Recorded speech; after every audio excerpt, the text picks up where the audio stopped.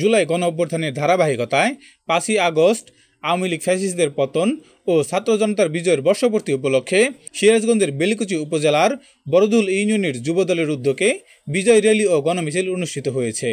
বৃহস্পতিবার 7ই আগস্ট বিকাল 3 ঘটিকায় বরদুল আলহাজ সিদ্দিক উচ্চ বিদ্যালয় মাঠ প্রাঙ্গণ থেকে বিজয় র্যালি ও গণমিছিল অনুষ্ঠিত হয়। এতে এলাকার শতাধিক নেতাকর্মী জাতীয় ও দলীয় পতাকা হাতে নিয়ে অংশ নেন।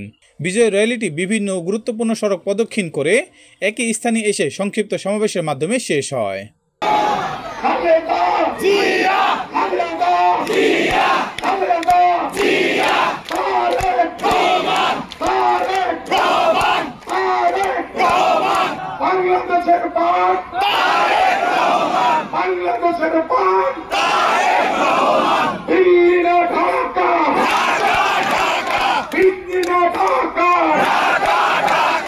আমরা বাংলাদেশের স্বাধীনতা, সার্বভৌমত্ব এবং গণতন্ত্রের জন্য দেশনেত্রী বেগম খালেদা জিয়া এবং দেশনায়ক তারেক রহমানের নেতৃত্বে গণতন্ত্র প্রতিষ্ঠা না হওয়া পর্যন্ত